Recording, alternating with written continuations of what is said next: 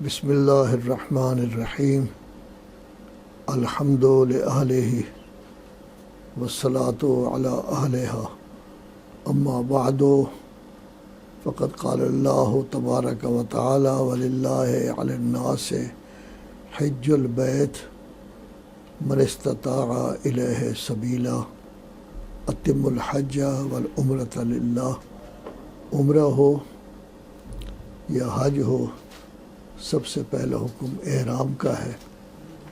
جب انسان احرام باندھ لیتا ہے تو اس کا مطلب یہ ہے کہ وہ دربار خداوندی میں حاضری کے لیے جا رہا ہے. جو چیزیں پہلے اس کے لیے جائز تھی ان میں سے 25 چیزیں اس کے لیے حرام قرار دی گئی ہیں. یہ کام وہ نہ کرے چونکہ دربار خداوندی میں وہ حاضری دے رہا ہے. ان میں سے پہلا صید بری تھا، دوسرا تذلیل سایہ کا ذکر کیا گیا ہے، تیسرا جماع تھا، چوتھا تقبیل اور پانچواں مس النساء. صاحب عروہ ارشاد فرما رہے ہیں اذا نظر المحرم الی زوجتہ عن شہوۃ، اور ساتھ فامنا کفارہ واجب ہے اور یہ کفارہ بدلہ ہوگا. واما اذا نظر الیہا بشہوۃ، منی نہ ہو یا نظر بغیر شہوت کے ہو اور منی آ جائے تو فلا کفارہ تھا. تو شہوت ہو منی آ جائے تو کفارہ ہے، اور اگر شہوت ہو منی نہیں ہے یا یہ ہے کہ شہوت کے بغیر ہے اور منی آ گئی ہے تو ایسی صورت میں اس پر کفارہ نہیں ہوگا. گویا مطلب یہ ہوا کہ اگر کوئی شخص اپنی زوجہ کی طرف نظر کرتا ہے محرم ہوتے ہوئے، شہوت بھی نہیں منی بھی نہیں، فلا اشکال علیہ اصلا، اس میں کسی قسم کا اشکال نہیں. اس کے لیے کافی نصوص ہیں. کچھ نصوص تو ایسی ہیں جو مطلق استمتاع کو بتاتی تھی، کچھ نصوص ایسی ہیں کہ جس میں کسی خاص مسلک کو بیان کیا گیا ہے، جیسے صحیح ہے، حلبیہ ہے. لیکن اگر کوئی شخص شہوت کے ساتھ دیکھے اور منی بھی آ جائے تو لا ریب فی الحرمہ و ثبوت الکفارہ، حرام بھی ہے اور کفارہ بھی ثابت ہوگا. اس کے لیے نصوص حرمت الاستمتاع والی بھی ہیں اور خاص نصوص بھی ہیں، اور کفارہ بھی اس میں بدنہ قرار دیا گیا ہے. صحیح مسمع میں جزور ہے اور صحیح معاویہ بن عمار میں بدنہ ہے، اور یہ دونوں ایک چیز ہیں، کوئی فرق نہیں پڑتا. تو گویا مطلب یہ ہوا کہ شہوت کے بغیر ہو تب بھی کفارہ نہیں، شہوت ہو اور منی نہ آئے تب بھی کفارہ نہیں، لیکن اگر شہوت اور منی دونوں اکٹھے ہو جائے تو پھر کفارہ جو ہے وہ ہو جائے گا.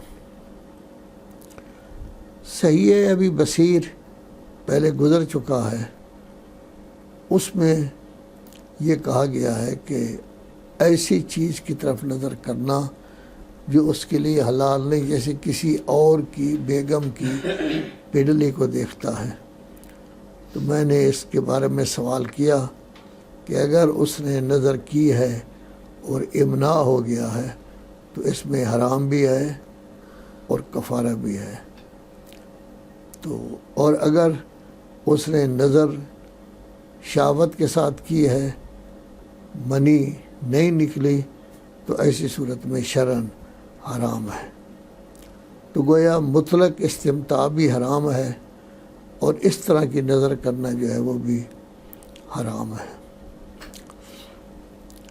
لیکن ایک روایت پائی جاتی ہے کہ جس میں یہ کہا گیا ہے کہ اگر کہ وہ نظر کرتا ہے اور نظر بھی شہوت والی ہے اور منی ہو جاتی ہے تو اس میں جزور ہے. اس کا مطلب کیا ہوگا؟ اس کا مطلب یہ ہوگا کہ اگر شہوت نہیں تب بھی کچھ نہیں، اور اگر منی نہیں آتی تو تب بھی کچھ نہیں ہے۔ اسی طرح معاویہ بن عمار کی روایت کا مفہوم بھی ہے، جس میں یہ کہا گیا ہے کہ کوئی آدمی اپنی بیگم کی طرف نظر کرتا ہے یا محمل سے اس کو پکڑ کر اپنے ہاتھوں سے اتارتا ہے اور وہ شہوت کے ساتھ ہو اور انزال بھی آ جائے تو پھر بدنا ہوگا۔ اس کا مفہوم یہ ہے کہ اگر انزال وغیرہ نہ ہو تو کوئی چیز نہیں ہے جو، تو گویا عدم شہوت کی صورت میں کفارہ نہیں ہے، باقی صورت میں کفارہ آ جائے گا۔ تو خلاصہ کلام یہ نکلا کہ جب شہوت ہو اور امناع ہو تو حرام بھی ہے، کفارہ بھی ہے، اور اگر شہوت نہ ہو امناع آ جائے تب بھی کفارہ نہیں، اور اگر شہوت ہو امناع نہ ہو تو تب بھی اس میں کفارہ نہیں۔ کوئی شخص یہ کہتا ہے کہ ایک روایت میں یہ پایا جاتا ہے کہ اگر شہوت نہیں ہے تب بھی استغفار کرے، شہوت ہے امناع نہیں ہوا تو حرام تو نہیں ہے تب بھی استغفار کرے۔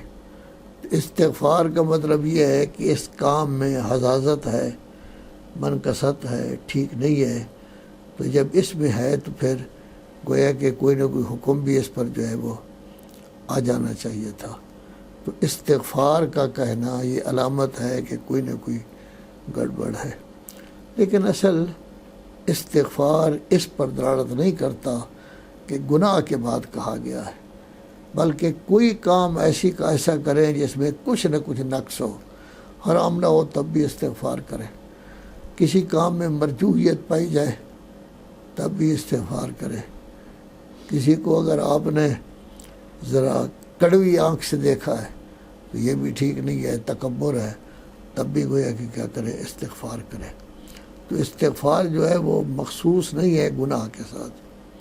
مثلا رسالت باب صلی اللہ علیہ وآلہ وسلم سے کہا گیا ہے قرآن مجید کی آخری صورت سورہ نصر میں، فسبح بحمد ربک واستغفر، ظاہر ہے کہ حضرت نے کوئی گناہ تو نہیں کیا تھا۔ اسی طرح داؤد کے بارے میں کہا گیا وَظَنَّ داؤد أَنَّمَا فَتَنَّاهُ فَاسْتَغْفَرَ رَبَّهُ وَخَرَّ رَاكِعًا وَأَنَابَ، یہ سورہ صاد میں ہے، تو انہوں نے کوئی گناہ تو نہیں کیا تھا۔ نوح کہہ رہے ہیں رب اغفر لی، گناہ تو نہیں کیا۔ ابراہیم کے بارے میں ہے، سلیمان کے بارے میں ہے، سلیمان کہہ رہے ہیں رب اغفر لی وَهَبْ لِي مُلْكًا لَا يَنبَغِي لِأَحَدٍ مِّن بَعْدِي، تو گناہ تو انہوں نے اس وقت جو ہے کوئی ایسا نہیں کیا تھا۔ تو استغفار کے لیے گناہ وغیرہ کی جو ہے وہ ضرورت نہیں ہے، بلکہ بعض اوقات یہ کہا گیا ہے کہ بھول کر اگر آپ کو کام کر لیں تب بھی آپ کو استغفار جو ہے وہ کرنا چاہیے۔ اس میں صحیح زرارہ موجود ہے کہ نسیاناً اگر کوئی کام کیا، گناہ نہیں ہے لیکن اس کے باوجود کہا گیا ہے کہ استغفار ہے۔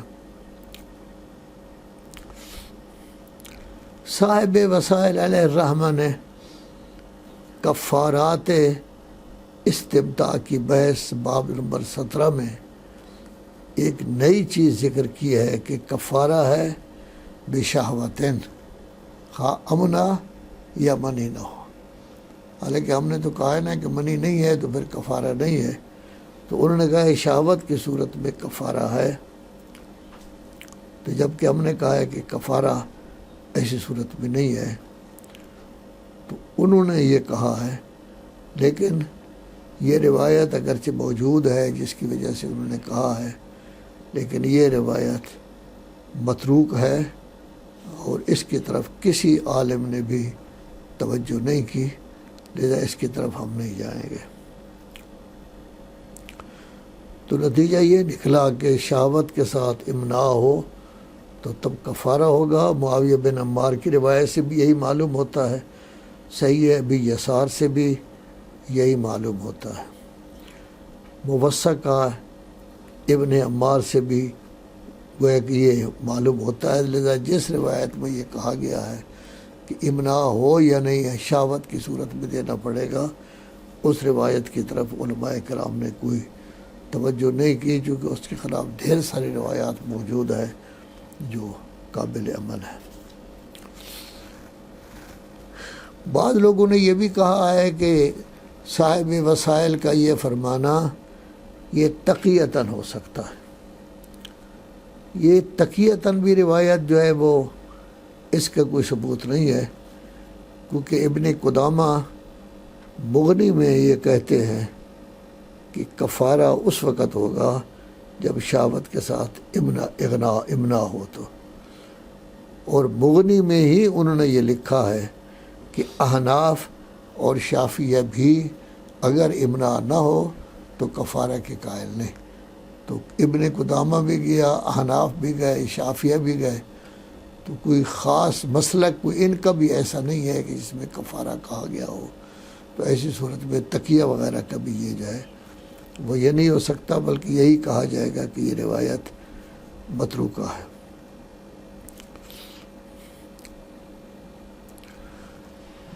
صاحب عروہ ارشاد فرما رہے ہیں محرم کے لیے جائز ہے وہ اپنی زوجہ محترمہ سے فائدہ اٹھا سکتا ہے فی غیر ما ذکر علی الازہر، لیکن صاحب عروہ ارشاد فرما رہے ہیں احوط یہ ہے کہ مطلق استمتاع کو یہ ترک کر دے۔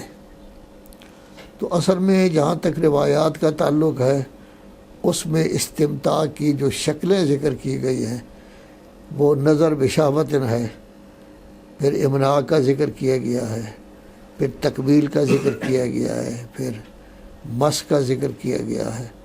تو اب اگر اس کے علاوہ کوئی چیز ہے تو ظاہر ہے کہ اس میں حرمت بھی نہیں ہوگی، حرمت نہیں ہے تو کسی قسم کا کفارہ، کسی قسم کا گناہ بھی نہیں ہوگا۔ وصلی اللہ علیہ